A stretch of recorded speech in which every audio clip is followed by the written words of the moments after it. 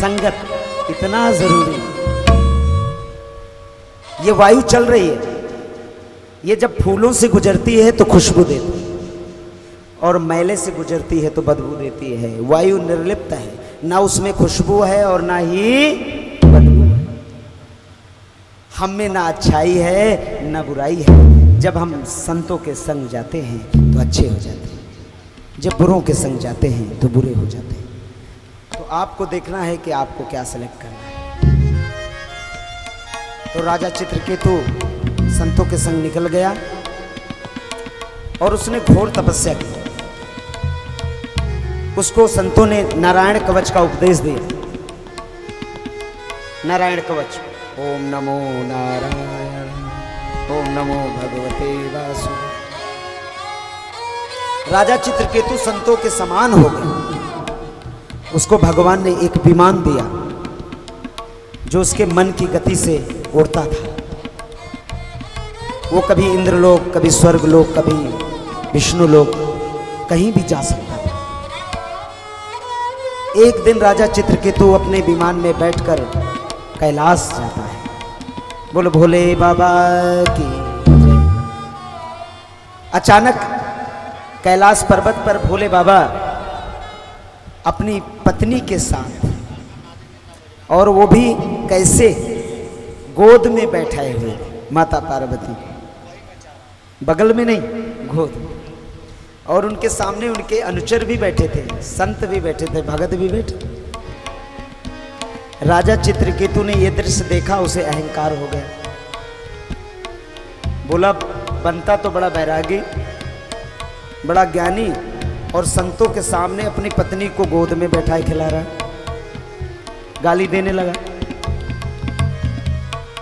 तो मुझे एक दिन एक किस्सा याद आया कि जब मैं एक बार देवबंद में कथा कर रहा था तो वहाँ एक माता जी आई।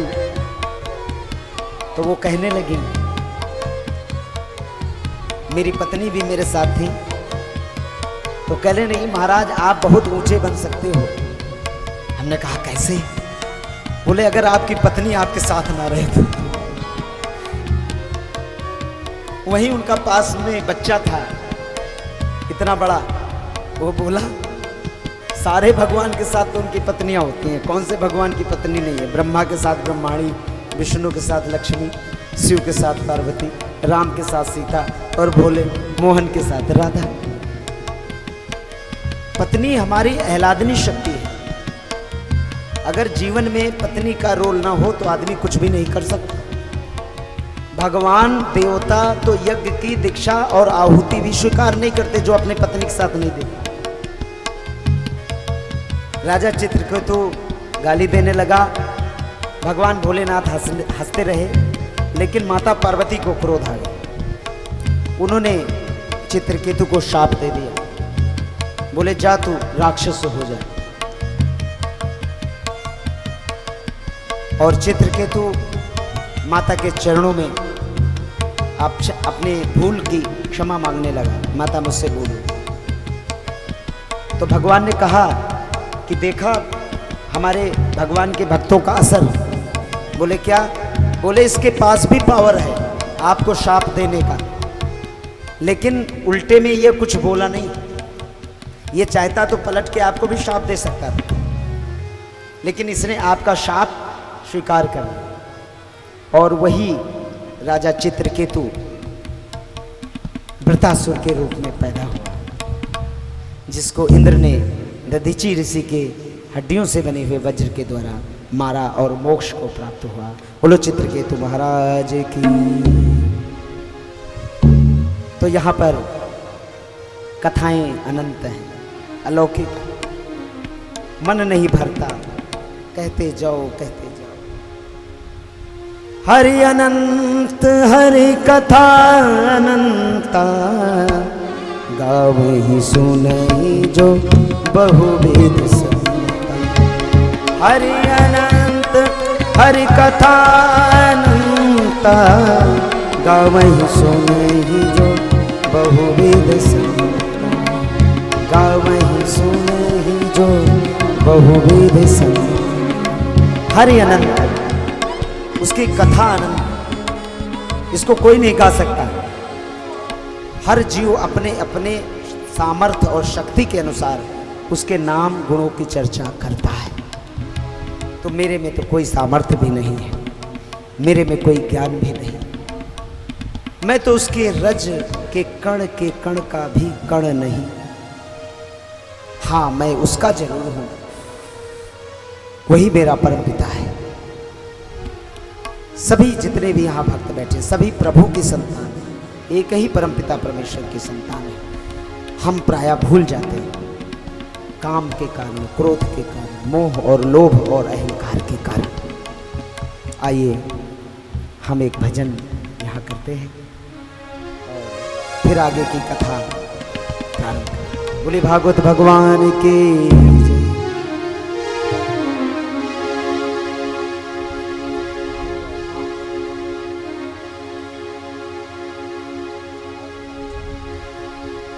श्री राधे।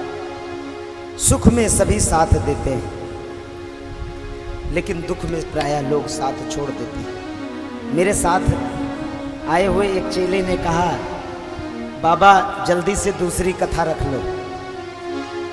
हमने कहा क्यों? बोले बस ये आनंद की रस की धारा छूटने ना पाए। तो हमने कहा तू आनंद की रस की धारा की बात कर रहा है या तेरे को जो सेवा मिल रही रसगुल्ले खा रहा है इसकी वजह से कह रहा है? वो चुप हो गया। हम कहा अगर सेवा ना होती तो भाग जाता। बोले बाबा मैं तुम्हारे साथ नहीं। तो सुख में सभी साथ हो देते हैं, लेकिन दुख में नहीं देते। जो दुख में देता है वही सच्चा साथी। ये जितने भी यहाँ हमारे म्यूजिशियन बैठे हैं, इनको मैं हमेशा बुलाता हूँ कथा में। ऐसी ऐसी भी कथाएं हमने इन बच्चों के साथ की है कि हमने इनको कुछ भी नहीं दिया, आने जाने का किराया दे दिया और ये चले गए। हमने इनसे कहा कि मेरा साथ न छोड़ना, एक दिन हम तुम्हें सारा दे देंगे, जितना पीछे का है वो भी चुका देंगे। दौड़े चले आते हैं एक ही फोन पे। हाँ जी,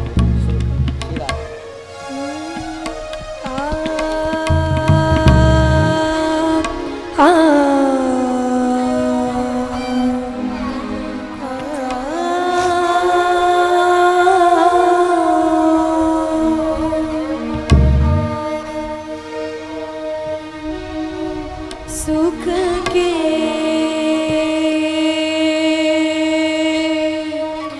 सब साथी, दुख में न कोई, सुख के सब साथी, दुख में न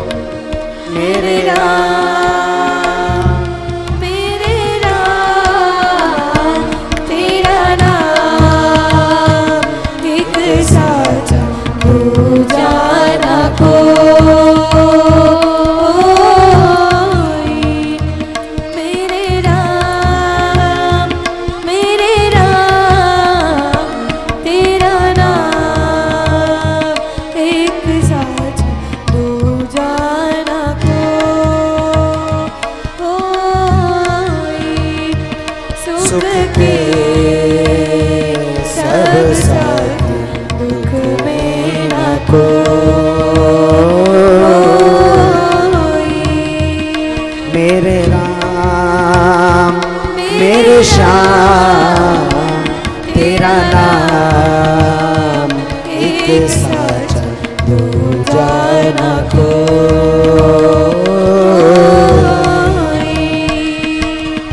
राधे। सभी भक्तों से प्रार्थना है तालियों की सेवा करें और अपने हृदय को भगवानमय बनाएं।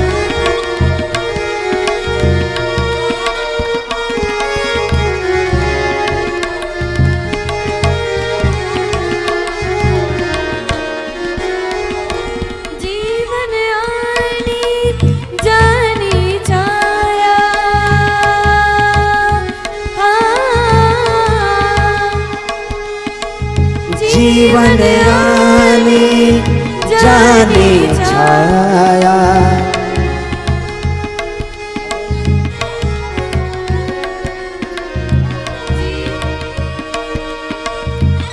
जीवन आने जाने आया।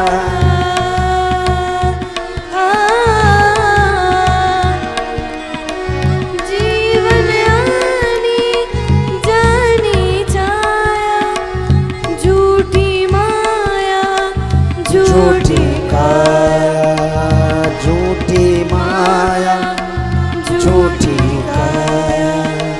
फिर क्या कागे का सारी उमरिया, फिर काहे को सारी उमरिया पाप की गठरी ढोई।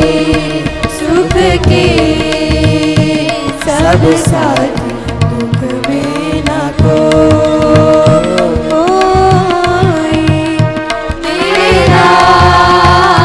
मेरे राम तेरा नाम एक साथ दूजा न कोई।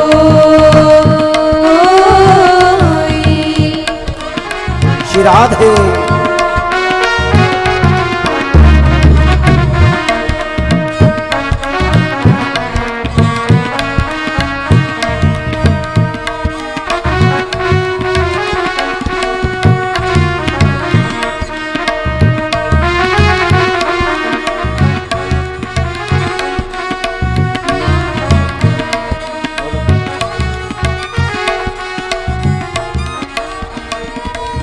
ना कुछ तेरा ना कुछ मेरा,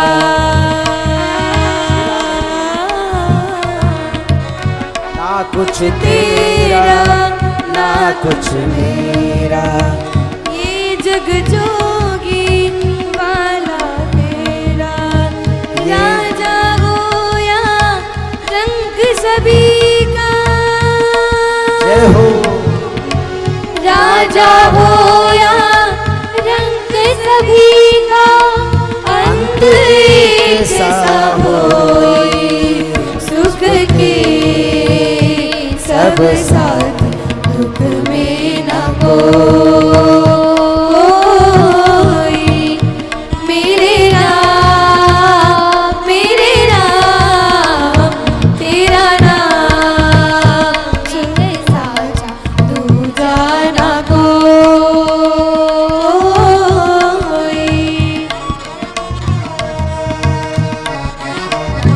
राजा हो या रंग, सभी का अंत एक ही जैसा होता है।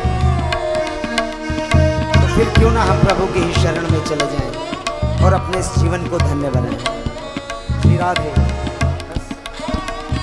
बाहर की तू माटी खाके,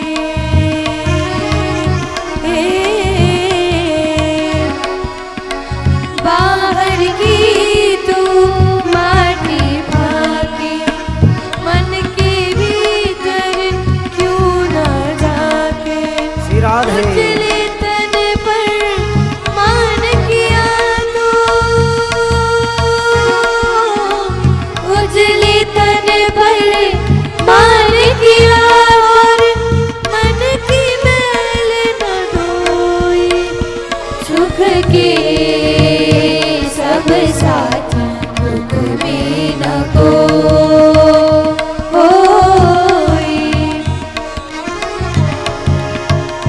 मेरे राम तेरा नाम एक साथ दूजा न कोई। सुख के सब साथ दुख में न कोई। मेरे राम तेरा नाम एक साथ दूजा न कोई। सुख के सब साथ दुख में न कोई। श्री राधे। बुलबा के बिहारी लाल की जय। बहुत सुंदर भजन बच्चों ने प्रस्तुत किया कि सुख में सभी साथ देते हैं, दुख में कोई साथ ही नहीं होता, और जो दुख में साथ देता है वही सच्चा है। ये बात भी भागवत में लिखी है। ये बात भी रामायण में लिखी है, ये बात भी गीता में लिखी है।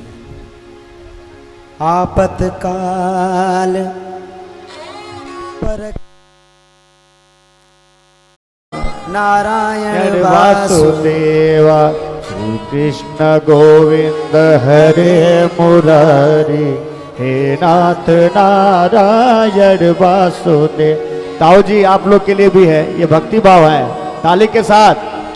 श्री कृष्ण गोविंद हरे मुरारी, हे नाथ नारायण वासुदेव। श्री कृष्ण गोविंद हरे मुरारी, हे नाथ नारायण वासुदेव। श्री कृष्ण गोविंद हरे मुरारी, हे नाथ नारायण वासुदेव। राधे राधे। श्री कृष्ण गोविंद हरे मुरारी, हे नाथ नारायण वासुदेव।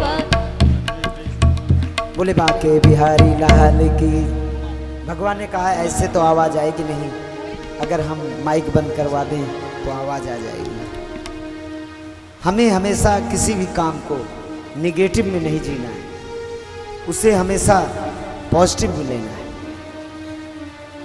एक गिलास में थोड़ा पानी है, एक भक्त कहता है इसमें आधा है, और एक भक्त कहता है ये आधा तो भरा है। Something is better than nothing. कुछ से कुछ तो अच्छा होता है, तो इसलिए हमेशा खुश रहें और भगवान की माया को देखते रहें कि अब देखिए क्या होने वाला है। तो कहते हैं आपत्ति में विपत्ति में जो साथ दे वही सच्चा है। आपतकाल परखी हुए चारी, कौन कौन से? धीरज धर्म मित्र अरु नारी। प्रायः विपत्ति में ये चारों साथ छोड़ देते हैं। जैसे ही हम पे विपत्ति आती है हमारे मन का धीरज खोने लगता है। हाय राम अब क्या करूं, हाय राम अब क्या करूं। धर्म डगमगा जाता है। खाना नहीं है तो दूसरे का चुरा ले, पैसा नहीं है तो दूसरे का पैसा ले ले।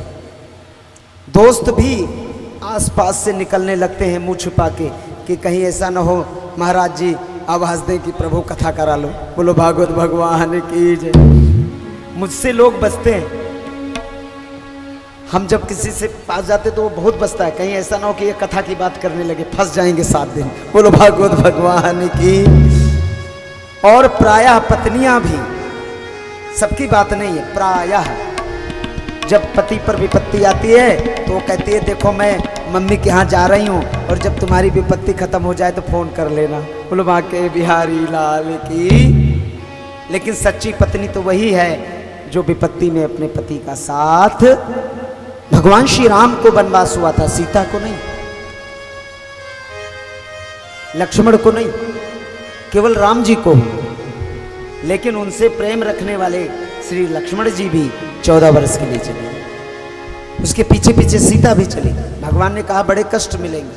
बोले कोई बात नहीं, जहां मेरा पति वही मेरा स्वर्ग है, वही मेरी अयोध्या है।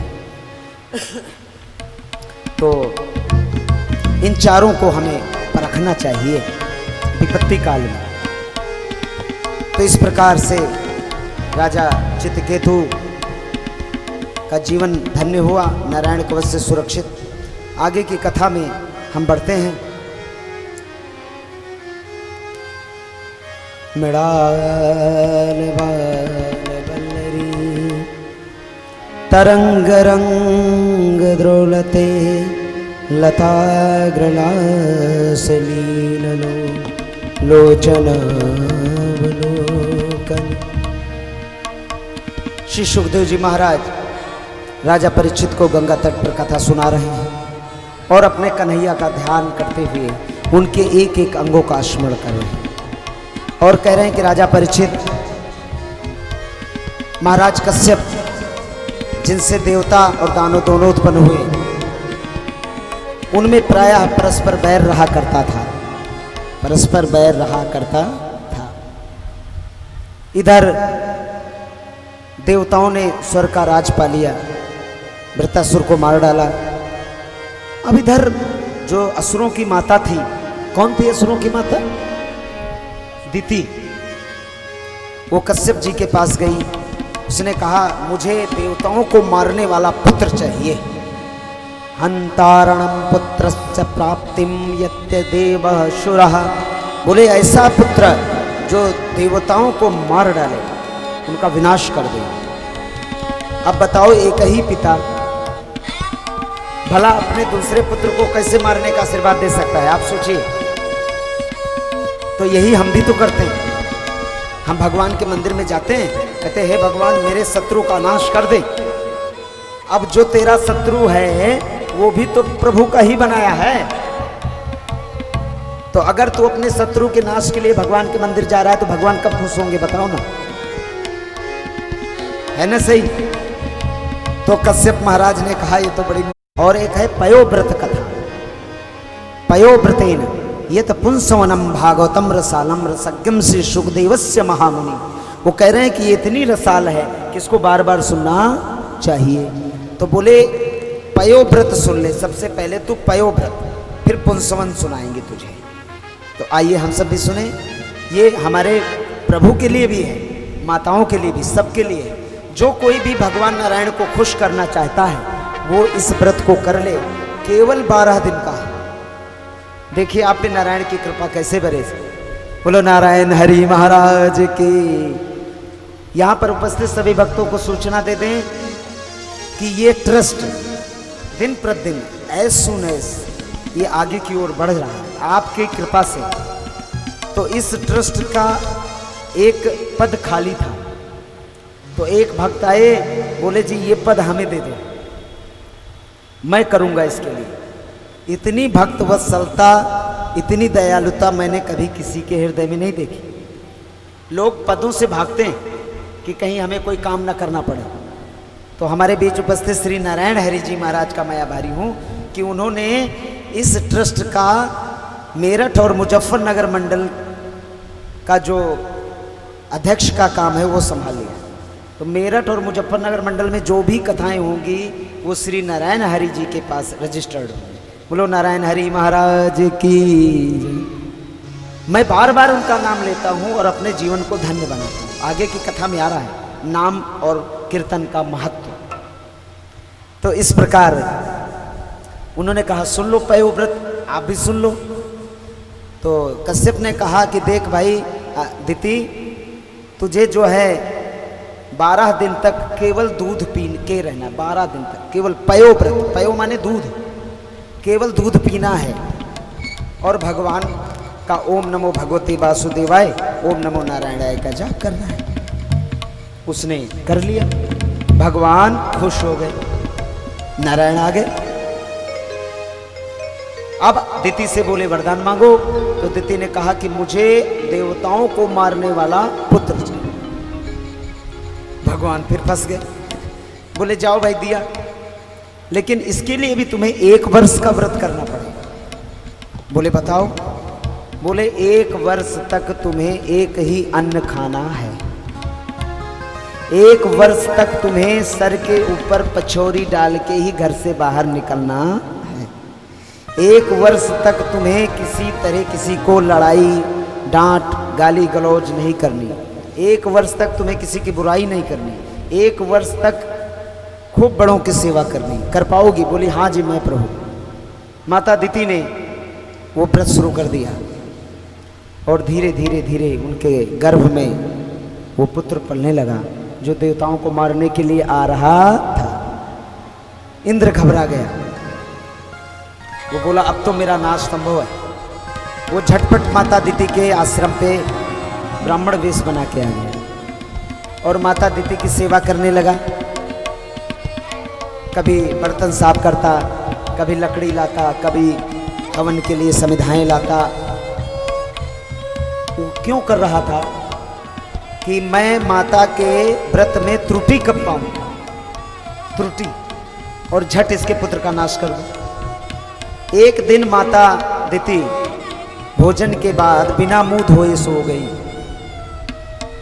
बिना मुंह धोए सो गई। मुंह बिना धोए सोना नहीं चाहिए, मंजन करके ही सोना चाहिए। अब इंद्र को मौका मिल गया और वो छोटा सा अंश रूप बना के वायु रूप उनके गर्भ में प्रवेश कर गया और वो 8 महीने 22 दिन का गर्भ, उसको इंद्र ने वज्र से काट डाला। जैसे ही उसके 2 टुकड़े किए वो रोने लगा, बोला मेरे भाई मुझे क्यों मारते हो। इंद्र ने फिर उसको काट डाला, फिर वो नहीं मारा, फिर काट डाला, फिर नहीं मारा। इस तरह से इंद्र ने उसके 49 टुकड़े कर डाले, तब भी वो नहीं मरा।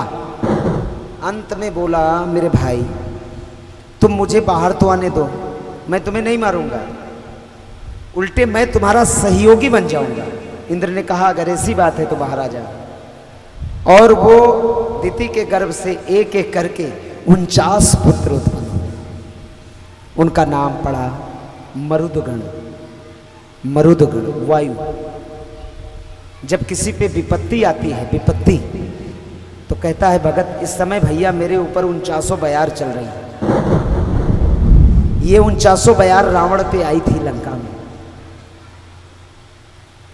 अट्ठहास कर गरजा कप बढ़ लाग आकाश, और हर प्रेरित तहीं अवसर मरुत चले 49। रावण पे 49 बयार आ गई एक साथ, विपत्तियां चारों तरफ से।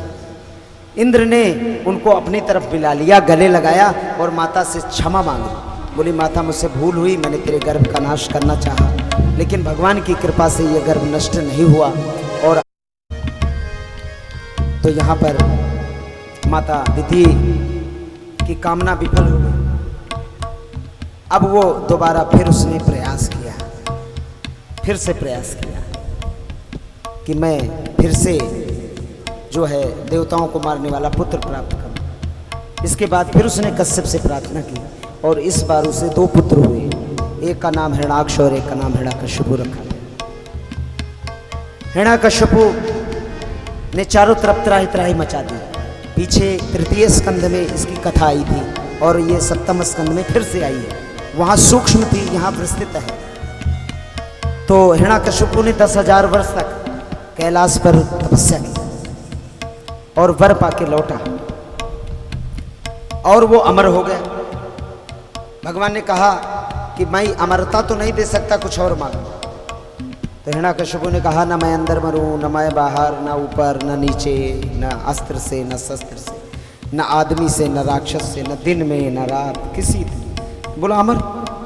उसका पुत्र प्रहलाद बहुत ही भगवान का भागवत भक्त था। वो भगवान की पूजा उपासना क्या करता था। हिरण्यकशिपु कहता कि इसकी पूजा ना करो, मेरी पूजा, मैं ही इस दुनिया का मालिक हूं, मैं अमर हूं। तो प्रहलाद ने कहा प्रभु अमर तो संसार में कोई नहीं है, अमर तो केवल एक ही है, परमपिता परमेश्वर। अमरता शरीर को नहीं कहते माता, अमरता गुणों को कहते हैं। आपके गुण इस दुनिया में रहेंगे, आपका ये शरीर नश्वर है। छित जल पावक गगन समीरा, छित जल पावक गगन समीर, पंच तत्व लो बना शरीर। इसमें 5 तत्व, पृथ्वी, आकाश, वायु, अग्नि, जल और अंतरिक्ष, इनसे मिलके ये शरीर का निर्माण होता है। मरने के बाद वो सारे एलिमेंट्स अपने अपने में मिल जाते हैं। तो बोले यहाँ कोई अमर नहीं, यहाँ तो एक ही है अमर, जो भगवान नारायण है, हमें उसके शरण में चले जाए। हिरण्यकशिपु ने कहा ये दुष्ट हो गया इसकी। उसने अपने गुरु को बुलाया, बोले इसको गुरुकुल में ले जाओ और इसको राक्षसी विद्या पढ़ाओ। राक्षसी विद्या, तो ध्यान से सुनना कि कहीं हम भी अपने पुत्र को राक्षसी विद्या तो नहीं पढ़ा रहे। और आज यही हो रहा है। हम कभी अपने पुत्र को यह कहते हैं कि बेटा उठ के सबसे पहले तुम्हें भजन करना चाहिए, फिर बाकी के सारे काम। तुम्हें गुरुओं का सम्मान करना चाहिए, कथा सुनने जानी चाहिए। बार बार मैं कहता हूँ कि आप माताएं आए, आप पिता आए, मुझे बड़ी खुशी है, लेकिन ये खुशी तब पूरी होती है मेरी जब आपके साथ छोटे छोटे बच्चे और युवा पीढ़ी आती है। आपका जीवन बीत चुका है, आप भगवत स्वरूप हैं, आपको कथा की विशेष आवश्यकता नहीं है, लेकिन जो आपके बच्चे हैं उन्हें जीवन आगे बनाना है, वो आगे के कर्णधार हैं। अगर उनका चरित्र उज्जवल होगा तो हम सुंदर देश का निर्माण कर पाएंगे। कहते हैं character is the lost, everything is lost. चरित्र गिरा सब कुछ खत्म। नेता भी बने तो सच्चरित्र हो, इंजीनियर भी बने तो सदचरित्र हो, डॉक्टर भी बने तो सदचरित्र, नहीं तो वो किसी की किडनी निकाल लेगा और किसी की आंखें निकाल लेगा। तो I want to youth, because youth is going to change the society. आपका जीवन ढल चुका है, अब आप में शक्ति नहीं रही, हमें यंगस्टर चाहिए। सुभाष चंद्र बोस ने कहा था ना, तुम मुझे खून दो हम तुम्हें आजाद। इसका मतलब यही कि उबलता हुआ खून हो, उसमें तेजस्विता हो। भगवत भक्ति के साथ इंजीनियर बनना है, भगवत भक्ति के साथ डॉक्टर बनना है।